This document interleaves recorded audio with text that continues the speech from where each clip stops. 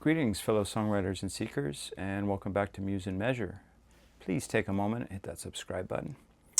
All right, our question for today comes from Zurich, Switzerland, a lovely city. I've been there many, many times. Dead Hippie 3820 asks, any tips on composing through improvisation for people who don't play a polyphonic instrument? Aha! So if you play clarinet, saxophone, flute, any instrument, basically where only one note is possible, like the human voice, unless you're a throat singer, where you can hit multiple notes at once. I can't do it right now. I won't even try. There's so many great recordings of them. You can just YouTube search for them. So, so if you're monophonic and you're trying to use improvisation to come up with some kind of melody, it's kind of, I don't know, it makes it a little bit simpler and clearer, at least from the get-go, when you're dealing with only one note at a time, because you're not having to worry about harmonic structures so much. Of course, that will come in later if you decide to add chords over what you come up with, but you're kind of freed to think motifically. And what do I mean by motifs? Or motifically, beautifully motifically. Motifs are just short little musical ideas, like, okay, so there's one possible motif, just the, okay, so it's of course from Beethoven's Fifth Symphony. And so when you're only dealing with one note, you want to think of like coming up with the ideas and doing repetition enough, so that the brain can catch up on a certain pattern, but then introducing variation on these motifs.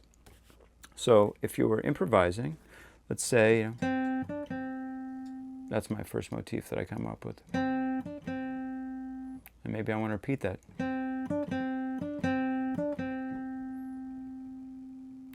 And then I might come up with a second motif. So I'll try those two together.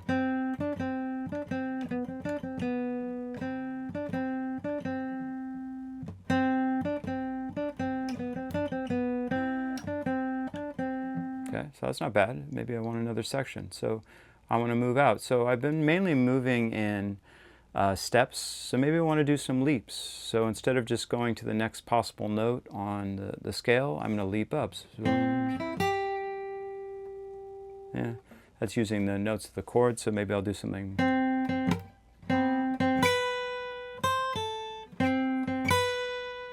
Okay, so I'll do a leap there. And that becomes my next motif. So,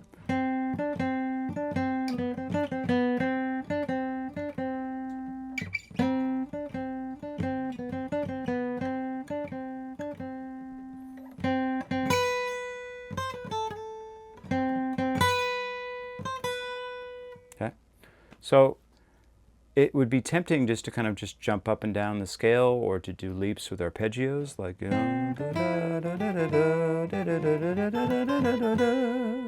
like you're doing some kind of jazz improvisation, which is, of course, is totally legit. But if you want to actually come with something that's much more melodic, or something that's catchy that could possibly be made into a melody for a song, think in these motifs. And you want to have two or three. You can have as many as you want, but the more you have, of course, the less catchy it's going to be. So repetition of motifs makes the catchiness, and then the variation makes it interesting, right? And makes it satisfying, keeps us from being bored. So when you come up with a motif that you like, try repeating it. Repeat it as many times as you can before all of a sudden you're like, oh, this is boring. And then move on to the next one. And then look at what you did in that motif. Okay, so if I just move up one step, then maybe I want to do something that's a little bit more leapy. It doesn't have to be that leapy, but you know what I mean. So this is the balance between repetition and variation that you can really kind of focus on as you're creating melodies and coming up with little ideas. And then once you have a string of motifs that sounds really satisfying, voila, you have yourself a melody. And you can start adding chords to it. And then the chords can add all the color and the emotional context underneath it. So do I want this to be? Do I want that to be happy? With the C chord, just to have a major chord underneath it? Or do I want to go darker with it? Maybe to do A minor.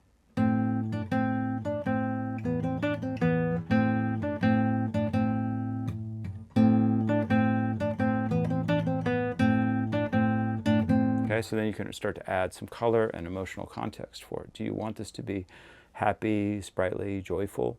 Or do you want it to be a little bit darker and to be expressing, you know, some kind of, I don't know, heavier emotions? Okay?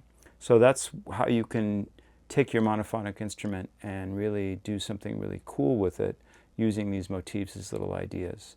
And this is how we would do it with a polyphonic instrument too, but we just have to, I don't know, juggle a few more things when we're composing with a polyphonic instrument. What's nice about the monophonic is you can kind of just do one at a time and then add colors on top of it. All right, well, I hope that's helpful, and I hope you are enjoying the bliss of Zurich, and I hope to see that city soon. Best of luck with your songwriting.